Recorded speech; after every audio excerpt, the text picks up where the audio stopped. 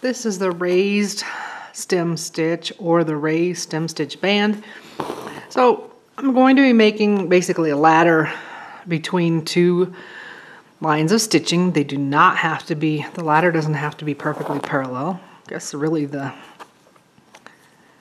two lines on the sides of the ladder don't have to be. I guess the rungs wouldn't have to be exactly either. So I'm just going to run down making these straight stitches, and we've done this on a couple stitches before. The raised chain band was one, and there have been others. So just a line of stitches. I don't want them to look like a satin stitch. I want them to look like a ladder. So just all the way down. Now I've switched to a tapestry needle. I'm going to bring my needle up a little bit to the left of the edge of my ladder. And I find it easier to work my stem stitches from bottom to top. Some sources show it going the other direction, top to bottom.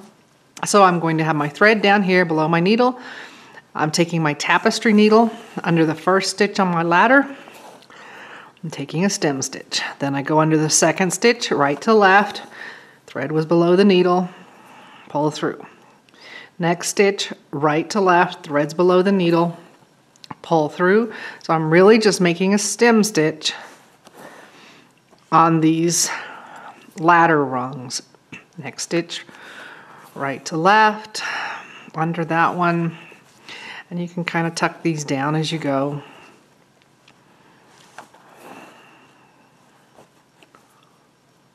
I'm just going to keep going all the way to the other end.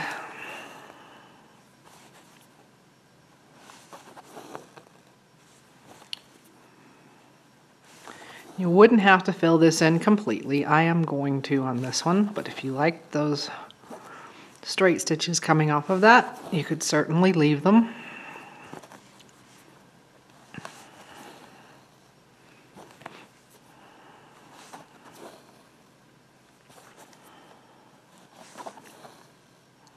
So I'm going to do this whole first row, and then I won't show every single row after that. The whole thing.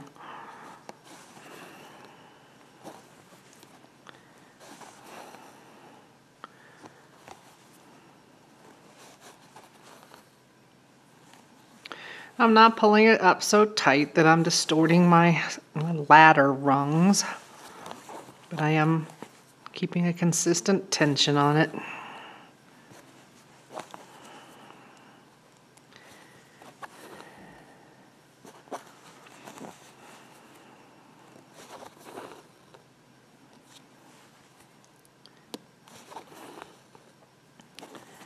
And then under the last one.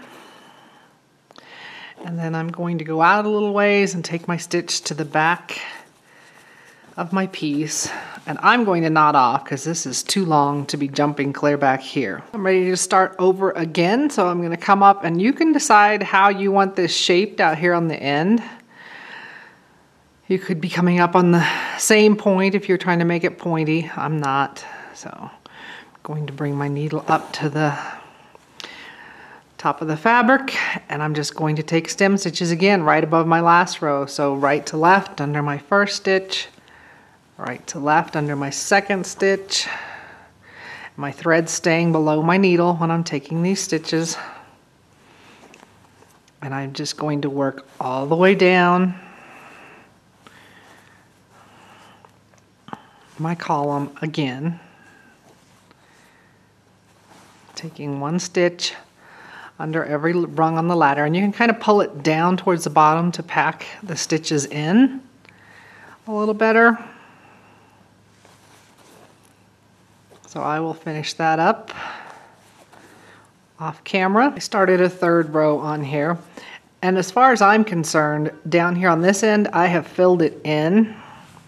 So I'm not going all the way to the end this time. I'm just going to fill in to where I still have uncovered ladder rungs. Then I will just take my thread to the back at the end of that row and tie off, and then I'll just keep adding rows until I fill in the whole shape. For this row, I've really filled in down on this end and down on this end. I've just got up here, so I'm just starting where I need to be to do my next row.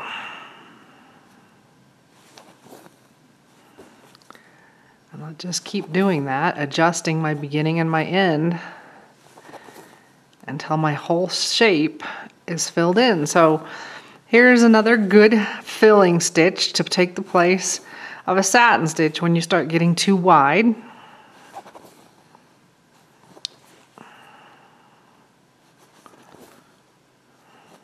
It would also make good tree branches or stems, heavier stems for flowers. So that pretty much will finish that row off. I'll take my needle to the back and then just do it again until I fill in all my ladder rungs. So I've probably got another row or two right in here to go.